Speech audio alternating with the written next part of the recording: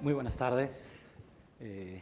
Yo me siento muy contento de haber podido participar hoy en esta reunión con la invitación de Casa América, a quien le doy las gracias, con amigos como Agustín, como Juan Gabriel, con Benjamín, para hablar de autores que son los que nos han convertido en lo que somos, y creo que lo que somos es esencialmente lectores. A mí me encantaría ahora poder hablar sobre Calvino, pero desde mi condición de lector. Siento que sería la forma más honesta de hablar acerca de la obra de alguien que me sigue entusiasmando, que me sigue fascinando y que me sigue demostrando que vale la pena creer en los mundos que fragua la literatura. Lo primero que tendría que explicar es por qué me interesó hablar acerca de Italo Calvino. Italo Calvino es uno de estos escritores europeos. Deben saber que una de las condiciones para venir a hablar hoy era que los escritores latinoamericanos eligiésemos un autor europeo y que los autores europeos eligieran un escritor latinoamericano. Decidí elegir a Italo Calvino porque, para empezar, me parece que es uno de estos estupendos autores que, sin embargo, ocupa un sorprendente y extraño y discreto segundo plano. Es decir, que Calvino no figura, a lo mejor, en una primerísima alineación de grandes autores europeos. Como ustedes saben, cuando hablamos de los grandes autores europeos, los dividimos en dos grupos. Por ejemplo, los que tienen el Premio Nobel de Literatura, donde, por ejemplo, está Camus, que nos va a hablar Juan Gabriel dentro de un momento, donde hay autores como Thomas Mann, pero luego hay otro selecto y sofisticado grupo de escritores europeos que nunca recibieron el Premio Nobel, como puede ser Joyce, como puede ser Kafka, como puede ser Proust, y que siempre se habla de ellos en mayúsculas. Cuando comentamos sus obras, todos ponderamos lo decisivos y esenciales que son en la tradición literaria de Europa en general, de Occidente en particular. Entonces, a mí me parecía sorprendente que Italo Calvino no apareciera nunca mencionado en este grupo especial. Y pensaba que era una forma de reparar esta ausencia, hablar precisamente de Italo Calvino. Por otro lado, debo decirles que siempre hay algo personal. Italo Calvino, en mis lecturas y en la historia de mis lecturas, ha sido también un autor maravilloso. Al igual que Agustín, comparto la devoción por Borges. Y de pronto descubrir que Borges elogia a un autor lo lleva a uno a leer a esos autores. Yo he leído a Chesterton por Borges, he leído a Swedenborg por Borges y, por supuesto, he leído a Italo Calvino también por Borges. Es decir, los grandes autores llevan a otros grandes autores y se va conformando un tablero, una red de lecturas. Italo Calvino fue un autor que descubrí con aproximadamente 16 o 17 años en la universidad. Comencé a leerlo por Nuestros Antepasados, que es la trilogía en la que Alianza compila sus 3 novelas fantásticas que transcurren en una hipotética, utópica Edad Media, y me fascinó desde que lo leí, me pareció fastuoso, aunque probablemente a esa edad y con los precarios conocimientos que tenía, no me fue posible descifrarlo y comprenderlo en toda su amplitud. Es algo que espero haber podido conseguir con el tiempo y que quisiera también compartir con ustedes ahora. Otra razón por la cual es importante Italo Calvino en la historia de mis lecturas es porque, leyéndolo una vez en un ensayo, descubrí que para él la gran novela, la novela fetiche, la novela amuleto de toda la historia de la literatura es La Cartuja de Parma. Y La Cartuja de Parma, para mí también, es una novela fastuosa, es una novela que incluso, ustedes pensarán que es una extravagancia, pero que la tengo en varias traducciones al español. Ustedes dirán, bueno, pues basta con tenerla en el original francés. No, yo de pronto colecciono traducciones de La Cartuja de Parma y me parece una novela inagotable. Pero curiosamente, en ese análisis que hace Italo Calvino sobre Stendhal, no considera a Stendhal uno de los, digamos, grandes autores europeos, sin embargo, La Cartuja de Parma es para él la mejor novela. Así como para Borges, los mejores poetas serían, pues no sé, Baudelaire, por ejemplo, y no necesariamente un libro de Baudelaire va a ser el mejor libro de poesía para Borges, será la comedia del Dante. Es decir, se pueden dar estas situaciones. Quizá ningún libro de Calvino sea para mí un gran libro fetiche como lo es La Cartuja de Parma, pero sí me parece que Italo Calvino es un autor esencial. Me interesaba hacer hincapié en esto porque creo que son reflexiones y conclusiones a las que uno llega precisamente leyendo. Por otro lado, me interesa finalmente Calvino, parafraseando un elogio de Borges a Quevedo. Borges sobre Quevedo decía, no es solamente un literato, sino una literatura. Elogio que también se le puede ampliar a Borges. Bueno, pues para mí Calvino no es solamente un literato, sino una literatura. Y esta razón por la que Calvino es una literatura, pues me parece a mí también una razón necesaria y suficiente para poder convocarlo aquí hoy.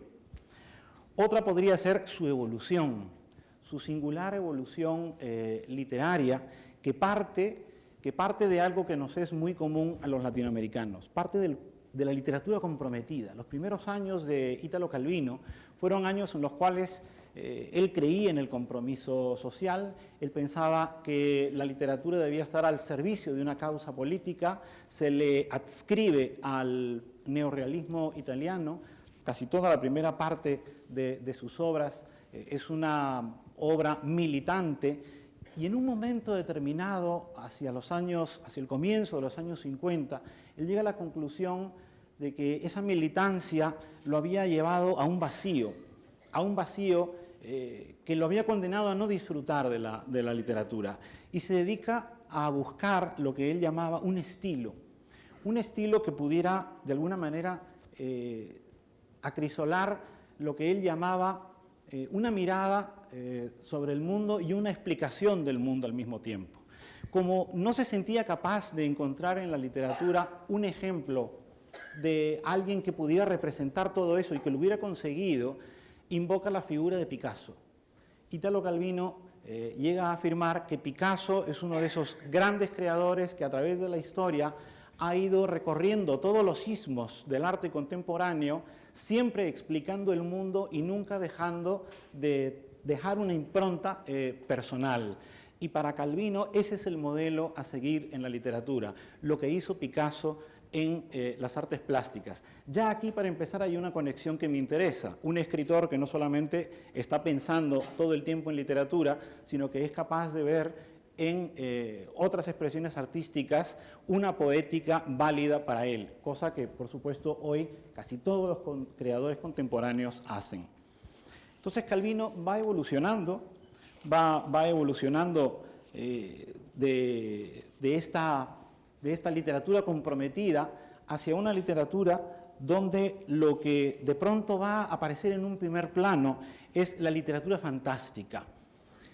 Cuando hablamos de literatura fantástica, hoy en día creo que todos sabemos a qué nos referimos, pero en los años 50, con prácticamente todos los grandes autores del compromiso, pienso en Sartre, por ejemplo, están vivos y están ejerciendo un magisterio enorme en los escritores, no solo europeos, sino piénsese lo que representaron todos estos escritores franceses para el boom latinoamericano. Que alguien como Calvino levantara la bandera de la literatura fantástica era como si una nota desafinara en ese concierto literario. Pero Calvino, cuando define la literatura fantástica, y me voy a permitir hacer brevemente dos citas, él hace hincapié en que la literatura fantástica exige una mente lúcida, una inspiración instintiva, y que supone manejar al mismo tiempo ficción y verdad, juego y espanto, fascinación y distanciamiento, es decir, leer el mundo en múltiples niveles y en múltiples lenguajes de manera simultánea. Esta es una definición que él da en algún momento sobre literatura fantástica y la complementa afirmando que lo fantástico como juego, como ironía, como guiño y también como meditación sobre los fantasmas o los deseos del hombre contemporáneo es una manera de representar el mundo. Es decir, que cuando Calvino está escribiendo sus historias ambientadas en este mundo medieval, no está de ninguna manera huyendo de la realidad, sino que está creando una realidad que permite explicar el presente. Y eso voy a tratar también de referirme a ello en un instante. Y por último, otra razón, otro elemento que también aparece en lo que podríamos llamar la evolución del Calvino, es Calvino como escritor de ensayos, como escritor que está pendiente de las lecturas de su tiempo. Calvino nos ha dejado libros extraordinarios de conferencias, de artículos, de prólogos, de conferencias, y todo esto le da para mí un valor singular. No es solamente un escritor de ficción, es también un escritor que en el terreno de la no ficción, y me parece estupendo que Agustín también haya levantado la bandera de los ensayos de Borges, porque forman parte de esa obra de un escritor, pues en Calvino esto se cumple. Y ya para terminar con esta evolución o con esta importancia, yo también querría señalar, por lo menos le doy un valor enorme, que Calvino sea escritor en varias lenguas. Por supuesto, la ficción la escribe en italiano, que es su lengua materna, pero Calvino también escribe ensayos, artículos y crónicas indistintamente en inglés y en francés. Creo que eso también nos indica que estamos ante una inteligencia que funciona y opera a varios niveles. Aprender una lengua o dominar varias lenguas supone dominar y manejar varios registros culturales. Pero voy a hablar ahora, a continuación, de Calvino como escritor de ficción o de las ficciones de Calvino. Aquí tengo que referirme inevitablemente a su literatura fantástica, porque el propio Calvino, no vamos a decir que rompió, pero que en cualquier caso llegó a la conclusión de que sus primeras novelas y sus primeros relatos no le representaban. Esto es normal.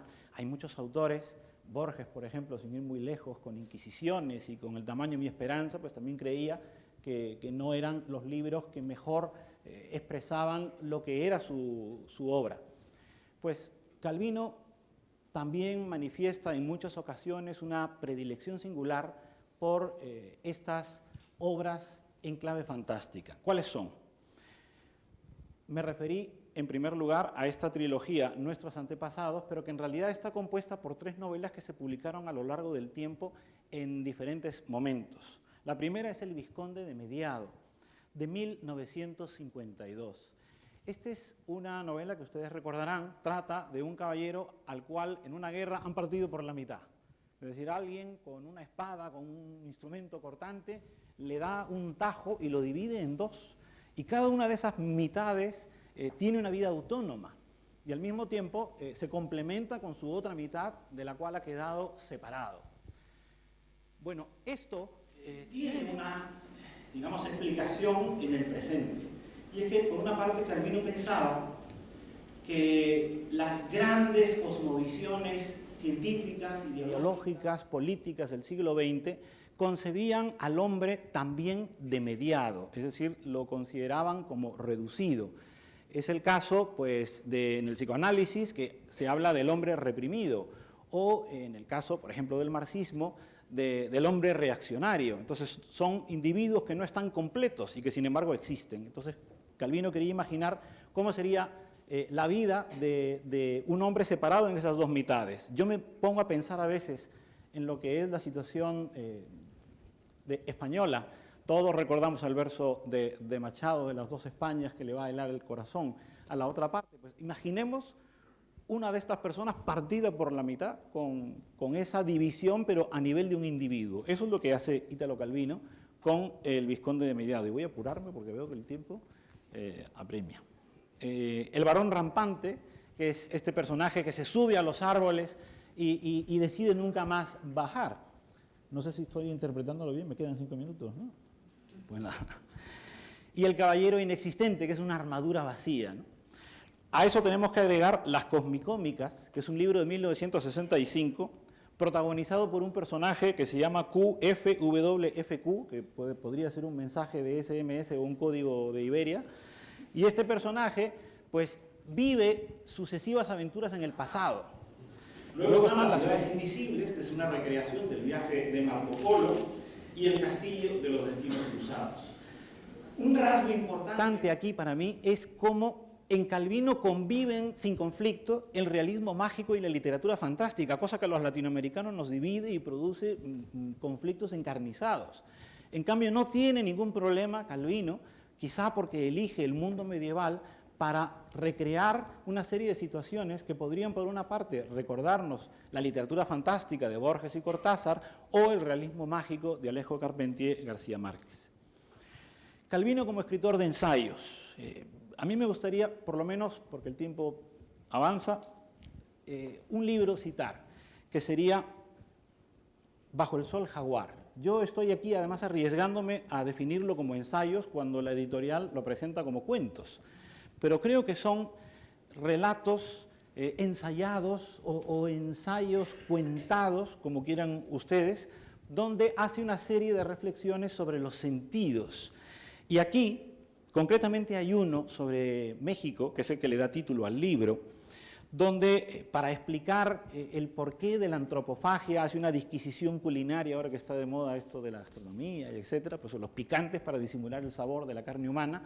Pero a mí lo que me llamó la atención en este ensayo es el choque de la mirada del europeo y el americano. Y es cuando le explican a Calvino en Oaxaca que en ese mundo antiguo mesoamericano peleaban, combatían los guerreros y uno de ellos iba a ser sacrificado. Y Calvino dice, el que pierde es sacrificado.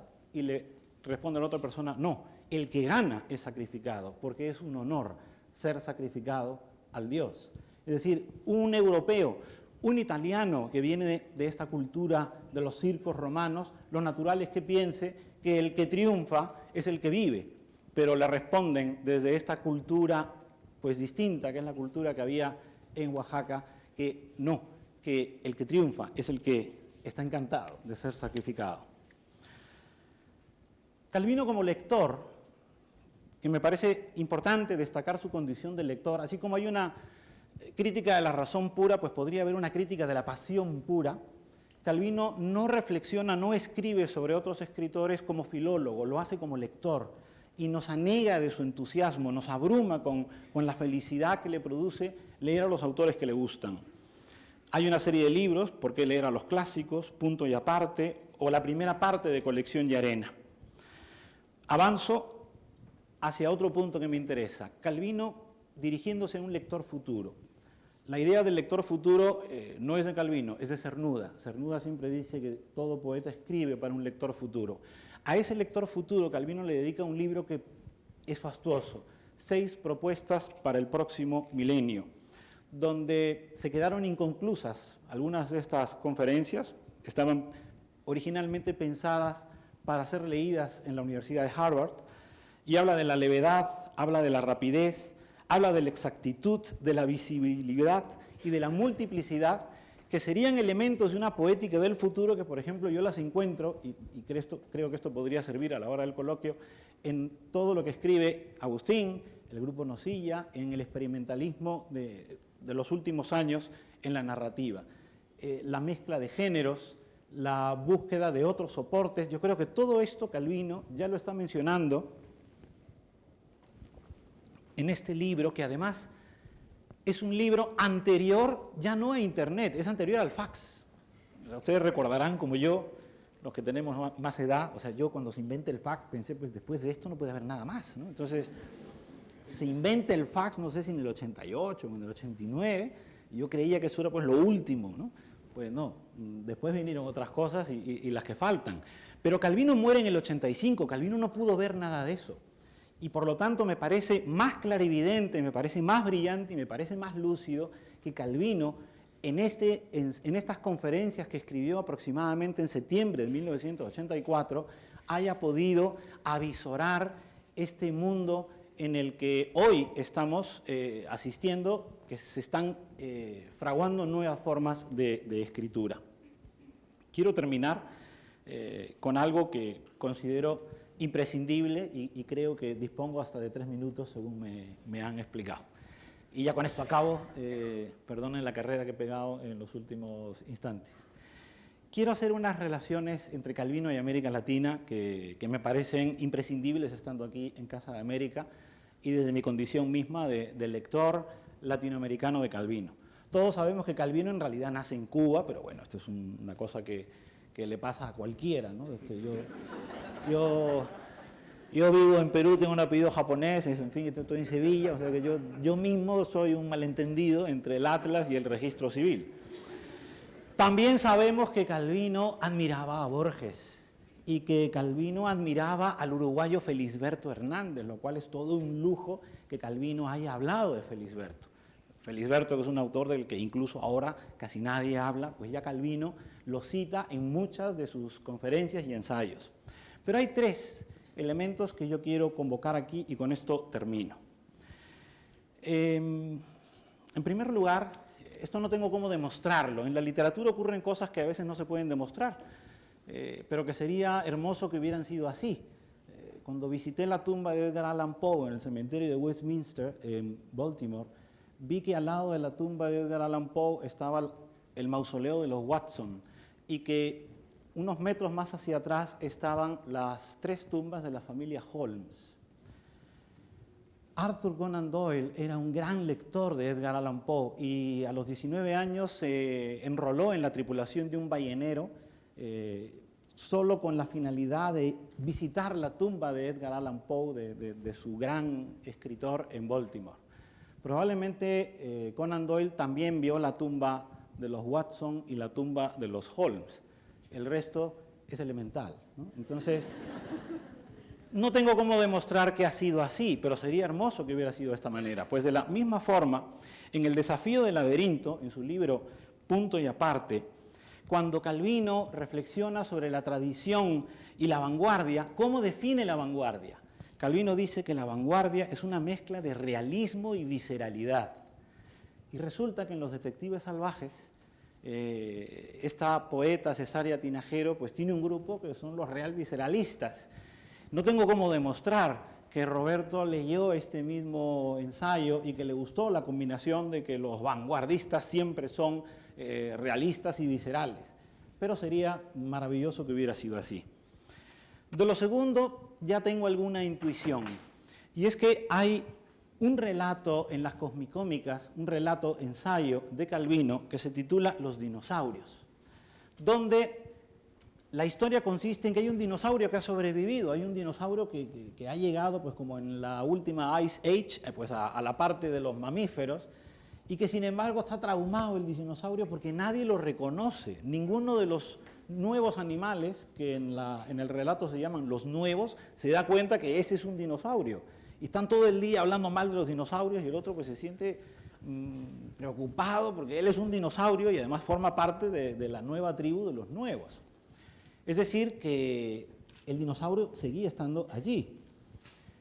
Esta historia termina de una forma maravillosa. Dice, el dinosaurio de pronto dice, recorrí valles y llanuras, llegué a una estación, tomé el tren, me confundí con la multitud. Ese es el final fantástico que rompe todo. Pero ustedes dirán, ¿qué tiene que ver esto con América Latina? Pues Monterroso. Calvino fue el que descubre a Monterroso para la Europa no hispanohablante.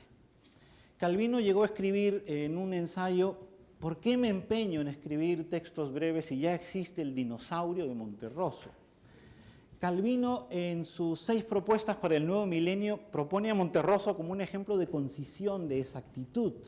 O sea, Calvino admiraba a Monterroso. Y cuando Calvino y Monterroso se encontraron, los que contemplaron este diálogo nos dejaron una estampa memorable, ¿no? Calvino lo mira a Monterroso, los dos son tímidos, los dos se miran en silencio, y Calvino finalmente vence la timidez y se le acerca a Tito Monterroso y le dice, yo estuve en Guatemala. Monterroso lo mira y le dice, yo estuve en Italia. No hablaron más, y ahí se quedaron. O sea que me gustaría pensar que Los dinosaurios de la Cosmicómicas es como un homenaje a Augusto Monterroso. Y lo último, y con esto termino, es que en El castillo de los destinos cruzados, en la segunda parte, que es la parte de la taberna, hay una historia titulada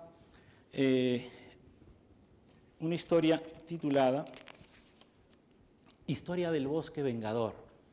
En Historia del bosque vengador se habla de una mujer salvaje que vive en ese bosque y de pronto Calvino escribe, la fuerza que no sabe detenerse, tiempo, bisonte, hombre o cóndor. Y dije, ¿qué es esto del cóndor? ¿Qué hace el cóndor aquí en el castillo de los destinos cruzados? Obviamente yo no dudo de la traducción de Aurora Bernardes, que aprovecho para decir que casi todos los libros de Italo Calvino, menos uno, están traducidos por Aurora Bernardes, y esa es otra cosa que me concierne, porque Julio Cortázar quiso muchísimo a Aurora y Aurora a Julio. Entonces me fui al original, me fui a la edición original del Castello dei Destini Incrociati, y efectivamente aparecía el cóndor. Bueno, pues el cóndor, que es una figura que si apareciera en un cuento latinoamericano, en una novela latinoamericana, sería sinónimo de realismo mágico, de pronto Calvino la introduce en una fábula medieval como un elemento fantástico. Yo creo que Calvino sabía que obviamente no había cóndores en Italia, y eso para mí hace que su acto de creación sea más soberano y todavía más rotundo. ¿Por qué no? Le meto un cóndor aquí, a este bosque en Italia. Creo que esa capacidad de poder ponerse un cóndor como un jazmín en el ojal en la literatura define por completo a Italo Calvino, un autor que yo espero, ojalá que cuando puedan regresar a casa lo busquen y lo lean y lo disfruten como yo. Gracias.